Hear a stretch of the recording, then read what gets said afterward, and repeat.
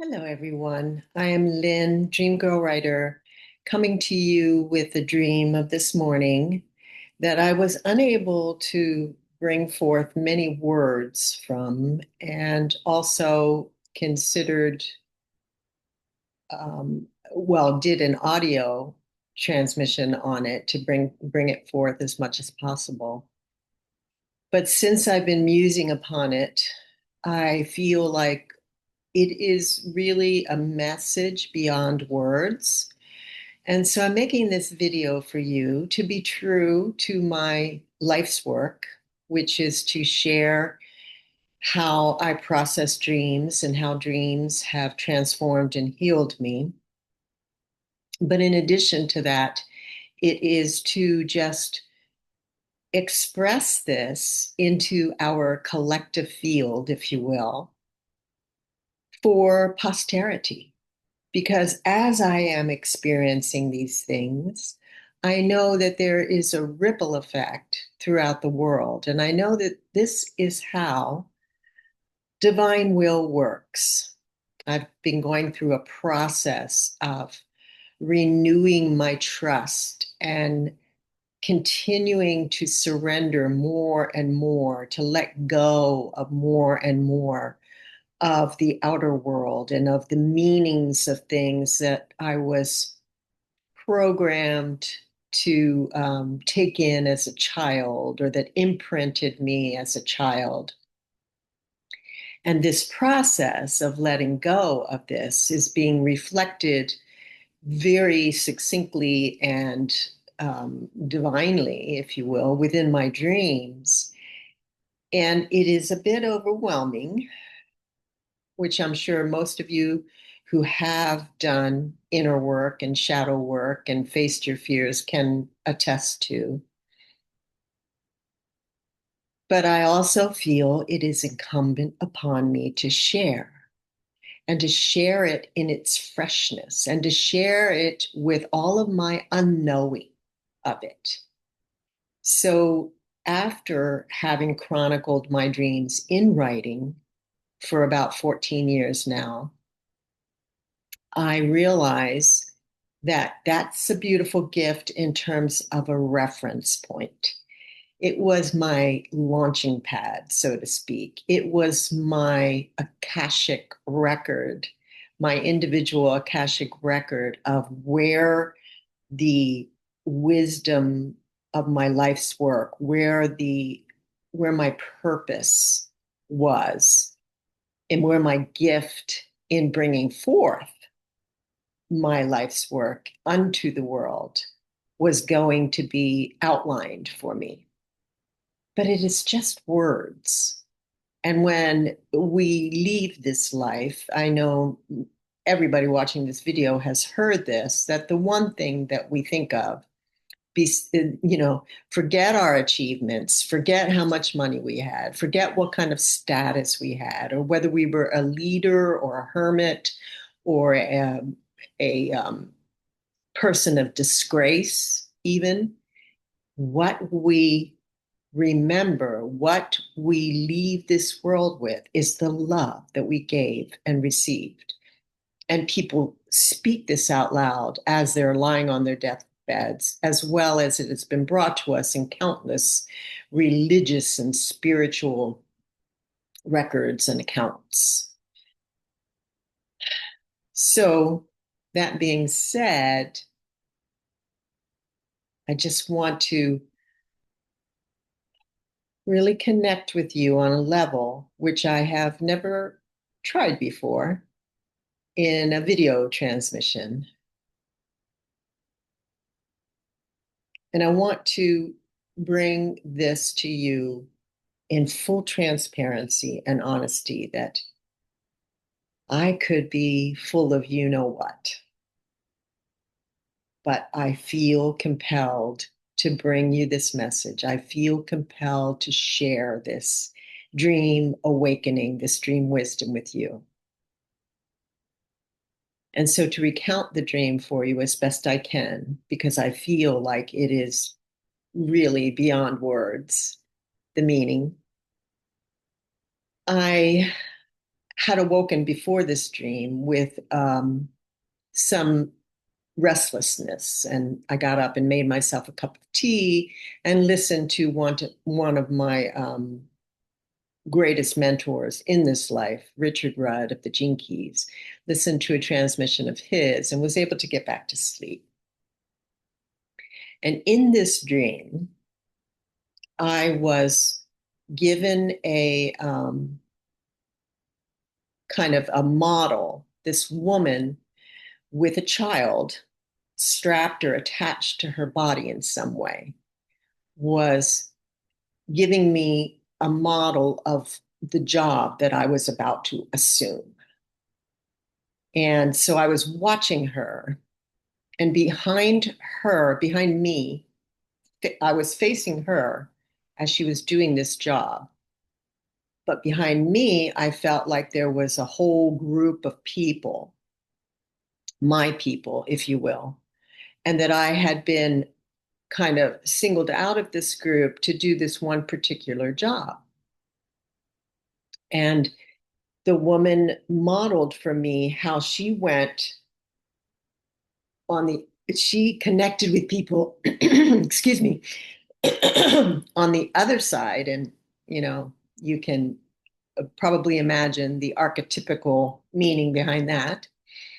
So she's connecting with these people on the other side, and she's presenting herself and the child to them.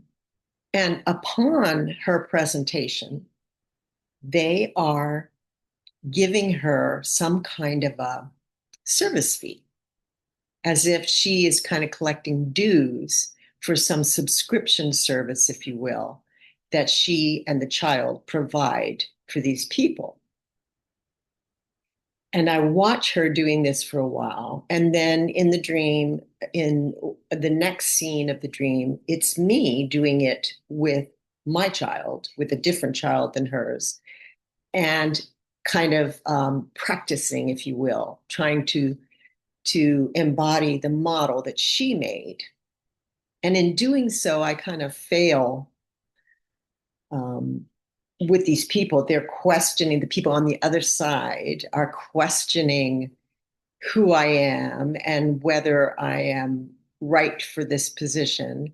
And in fact, they're friendly. I never feel animosity or conflict, but it's like they're concerned because apparently they're used to this other woman with her child collecting the dues, if you will. And I'm saying this with tongue in cheek and, in all humility, just kind of teasing it out from the ether still. I haven't even given this dream a title yet. So I wake up from that part of the dream and I get this feeling like, oh, well, I kind of, failed to get it. I failed to do what I was supposed to do, what this woman had modeled for me. And so I may have gotten up and gone to the bathroom, but without much ado or even thinking about it at all, about the meaning of it, I went back to sleep. And this time in the dream, I am getting through to the people on the other side. I am connecting with them. And the child that I have is working. I mean, the magic, if you will, or the whatever presentation I make with this child is getting through to these people. And yet there are still those among them who are questioning why I'm there and where is the other woman. And again, this is all coming to me now. I mean, I did make an audio of it earlier, so I teased out a lot of it earlier, but the unpacking of it is still occurring as I speak. And so I'm being as honest and as straightforward as I can, but so much of it is beyond words that I'm just trying to pull out the essence of it for you. And then when I wake up from that part of the dream, I feel as if something is shifted and that this is, I still, without really being able to articulate the message very well, I feel like it's within me, it's in my body, it's speaking to me, and it will continue to speak to me through waking life and through other dreams. And that's about where it has landed right now, where it is settled in right now. But I feel so honored to have had this dream. And I know I already understand a lot of the symbols in terms of being on the other side, in terms of the child with the woman, which is, pretty much our divine feminine mother and child, Mother Mary and baby Jesus, all of those kind of archetypes woven into that. And to be honest with you, the best I can bring forth from this message at this moment in time is that I am realizing my life's work and my purpose here on earth. And yes, there will always be those who question us when we do what we feel is our calling.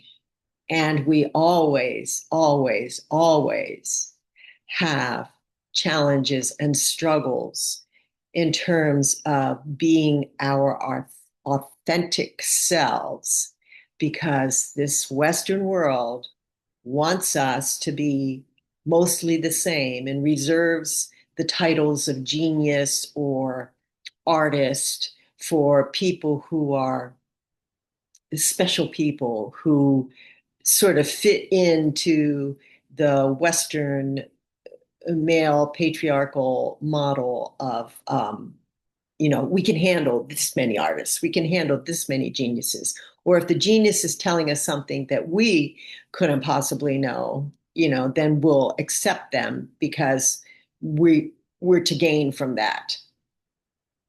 But we have yet, as a society, as dreamers, as lovers, as authentic people on earth, as human beings, really living their spiritual intent in this life.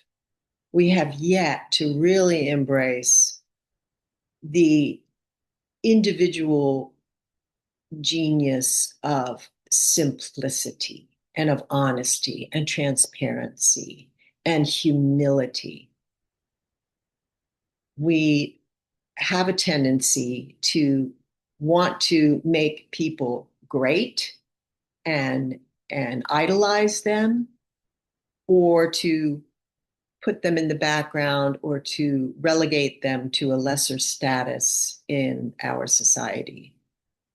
And I know I go against the grain in many ways and have all of my life, even when I was being a good girl and doing the things, being a wife and a mother and trying my best to fit in and belong and be respectable.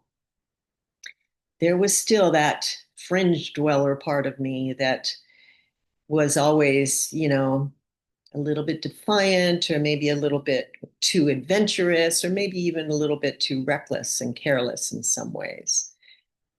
Those parts are all becoming assimilated. They're all merging within me. And I think this dream has given me a real opportunity to claim those parts and to step up into my true voice and to really say to you, we are all so valuable. You are so beautiful. When you connect with your heart of hearts, when you give of yourself truly and honestly and without agenda and without demands of a return, this is truly where and how we are supposed to live. in that exquisite, quintessential self that dips into the divine collective and brings forth from the divine collective love and peace and truth and grace. Thank you for listening. I hope to see you soon in person, up front, and in love.